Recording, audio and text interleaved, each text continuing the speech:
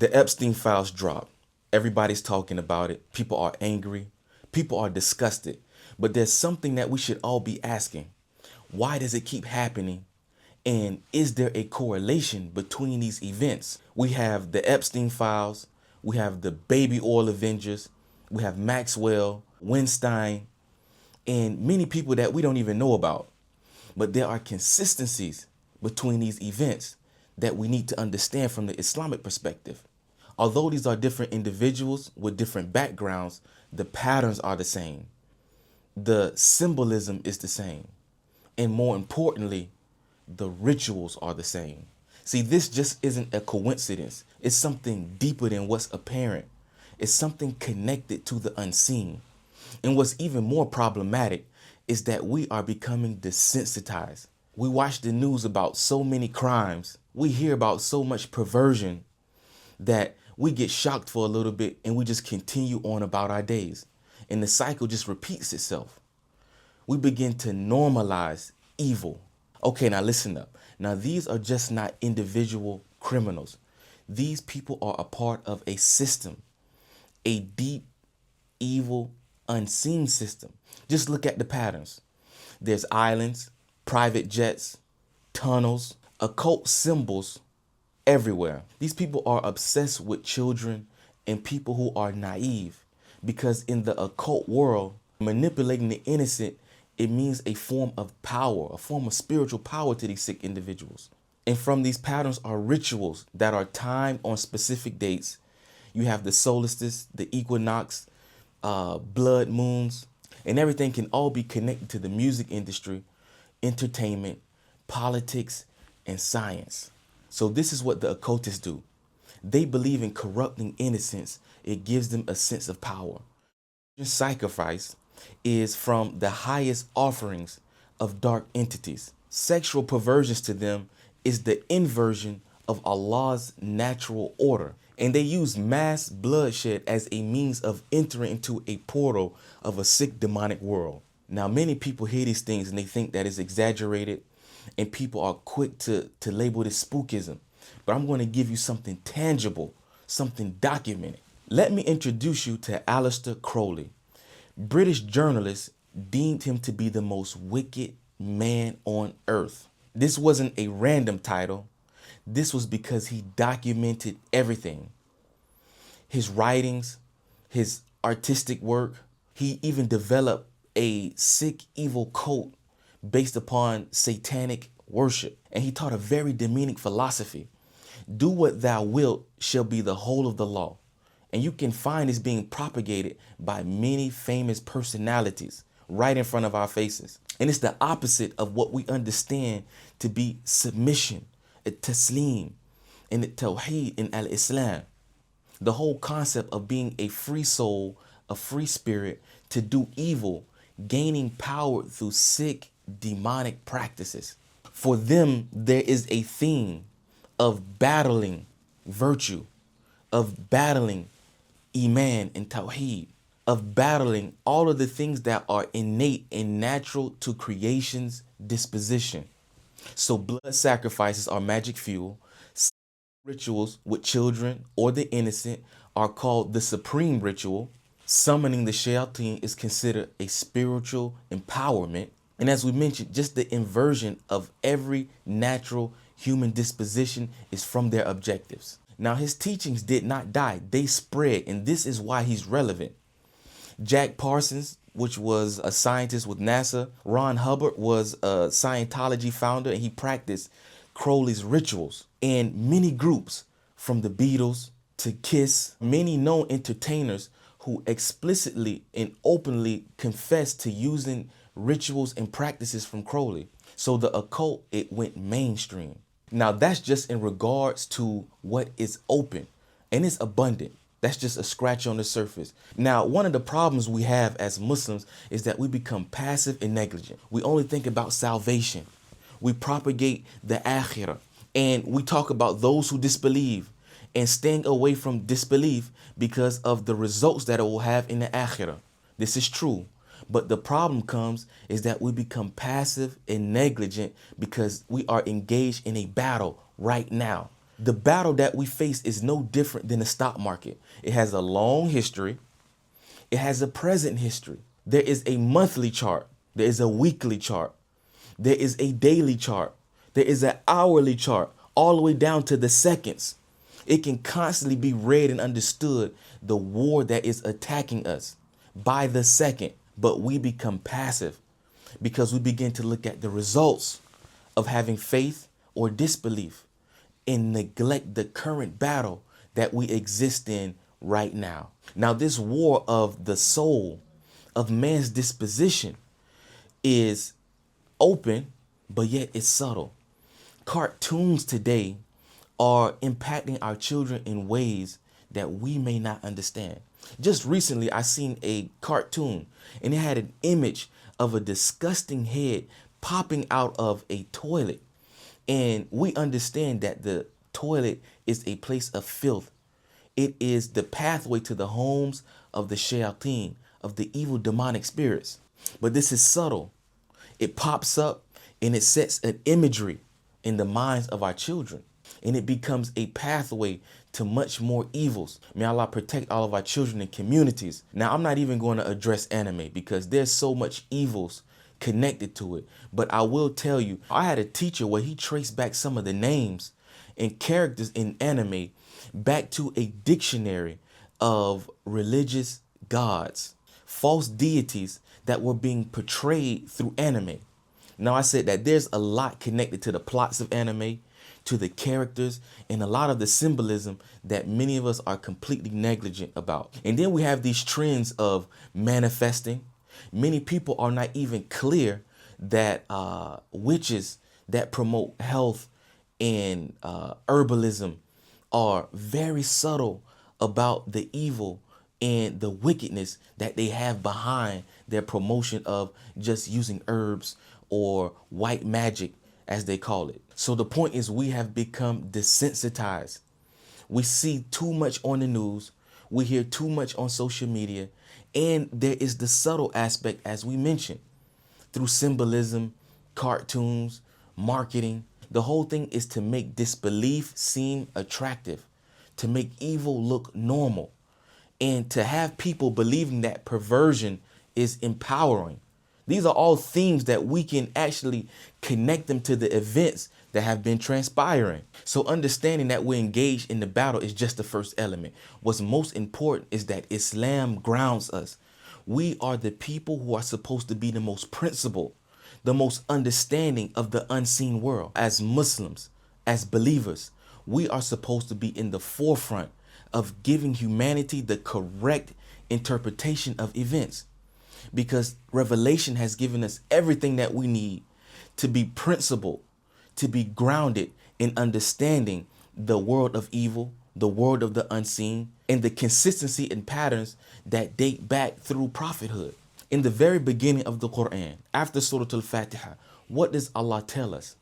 Alif Lam Mim. ذَلِكَ الْكِتَابُ لَا رَيْبَ فِيهِ هُدًى لِلْمُتَّقِينَ الَّذِينَ يُؤْمِنُونَ بِالْغَيْبِ. Allah, He mentions, that is the book with no doubt in it. It is guidance for those who have certainty, those who believe in the unseen. So we have to be in the forefront of our belief and our grounding, our knowledge in the unseen. A major part of the miracle of the Quran is that it explains the unseen affairs that people do not understand.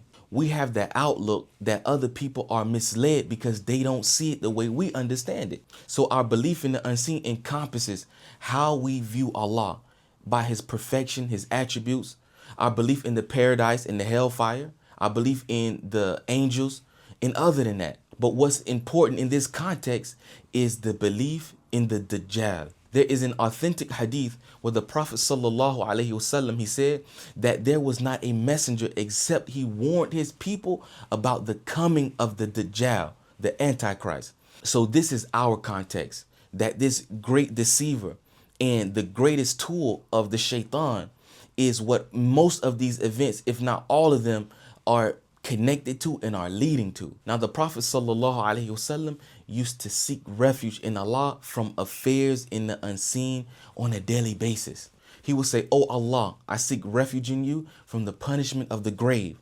an unseen affair. From the fitna of the Dajjal, unseen affair. And from the trials of life and death. So our worship, our servitude is in believing, in having clarity of the unseen, and using the deen, dua, and iman as a means of protection.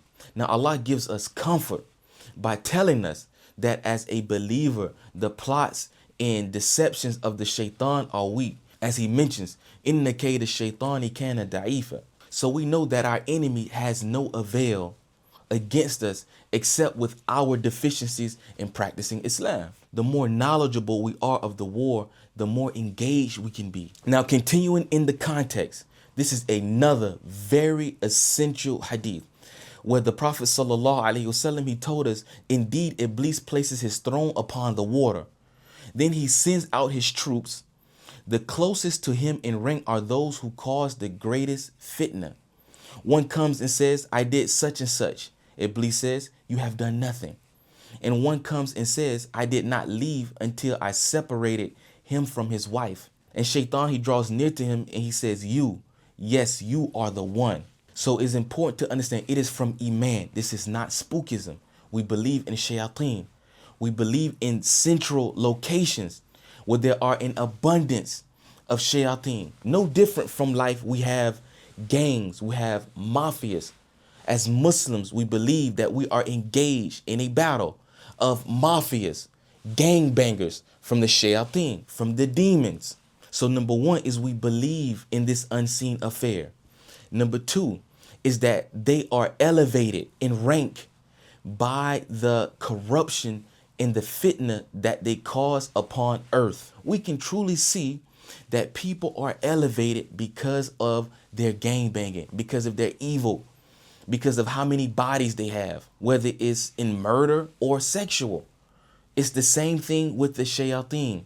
The more perversion they cause, the more they are elevated. We're talking about witches, card readers, fake gurus, charlatans, all connected to the occult, seeking a spiritual power that is the opposite of disposition, the opposite of submission to Allah alone. So to be firm upon Iman, to be firm upon Deen, is not to just frame things as sins. Rather, we have to look at it as the advancement of a shaitanic agenda and system of misleading people to the greater evils in this dunya and in the next life. Now, as Muslims, we have the battle blueprint. Allah gives us a beautiful parable in the Quran that helps us to understand the contrast between true submission and disbelief, between virtue and evil. Allah, he says in Surah Al-Ibrahim, do you not see how Allah presents an example? A good word is like a good tree. Its roots firmly planted, branches high, producing fruit constantly, time after time.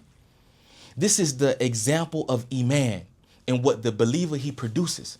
A tree which its roots are widespread, its trunk is high in the sky, and the people constantly reap the benefits of its fruits. This is how society benefits from a society of believers. And then Allah gives the contrast. And the example of a bad word is like a bad tree, uprooted from the surface, having no stability, and it produces nothing. It is barren. This is the reality of the system of kufr, the system of disbelief, the system of evil. So we are in a battle. Muslims who produce fruits, sustenance for humanity, and a ugly, wretched tree that brings no benefit to society whatsoever. Rather, it is a harm, and it is an obstacle in all of their pathways. This is the similitude of the war that we are in. Now, it is important to understand as believers that this comparison between trees is a comparison between creation. What are the fruits of faith at the hands of the believers? And what is the evil at the hands of creation? There is no war against Allah's divinity and the evil of creation, because this concept of yin yang is something that is promoted, that there is a force of evil that can oppose the divinity of Allah. We do not believe this at all as Muslims. Allah is Al-Jabbar. Allah is Al-Aziz. Allah is Al-Qahhar. Allah has attributes of perfection that nothing can oppose his decree, his wrath, his mercy. He says, be and it is. However, amongst the creation, Allah has legislated that we wage war against evil by using Islam, by practicing Iman, as a test for us to only believe in him and to understand his majesty, his perfection. Without weakness, we don't understand strength. Without evil, we don't understand the realities of virtue. Without ignorance, we don't be grateful for the bounty of knowledge. Without seeing people stumble and bump themselves and hurt themselves upon misguidance, we don't understand the benefit of the straight path and ease of the legislation. So let's be clear, there is no war against evil in Allah's majesty. The war is with us. The Muslims are to bear fruits for society. And these barren trees, systems of evil, bring no benefit to humanity whatsoever. Rather, we know they are complete harm.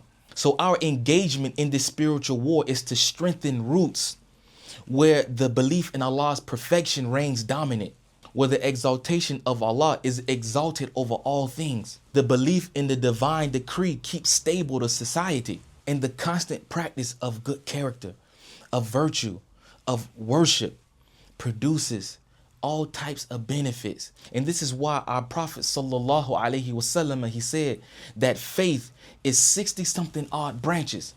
The highest of it is to say La ilaha illallah, and the lowest of it is to remove something harmful from the path of the people. And this is our engagement in the war, not to be worrying about whether a piece of the Kaaba has been done some sick satanic rituals with it. The sick evil events will not stop until Allah decrees the hour and the reckoning of mankind. But that has nothing to do with our day-to-day engagement. So what is the weapon that we battle with? This weapon is taqwa. Allah, he tells us in the Quran, وَإِن تَصْبِرُوا وَتَتَّقُوا لَا يَضُرُّكُمْ كَيْدَهُمْ شَيْئًا إِنَّ اللَّهَ بِمَا تَعْمَلُونَ مُحِيطٌ. That if you are steadfast and patient in the worship of Allah and you have taqwa, you will not be harmed by anything of their evils, of their schemes, of their plots, of any harms from them. Indeed, Allah is all aware of what they do, all encompassing of what they do. This is our weapon, to have the sabr upon the worship of Allah, sabr upon building community, sabr upon uniting the ummah, upon taqwa, the Quran and the sunnah of our beloved Messenger sallallahu alaihi wasallam. So the war will only be won by taking the proper provisions. Allah, he commands us, وَتَزَوَّدُوا فَإِنَّ خَيْرِ زَادِ التَّقْوَى وَاتَّقُونِ يَا أُولِي الْأَلْبَابِ. And take provisions, for indeed the greatest of provisions is taqwa. And fear me, O people of understanding.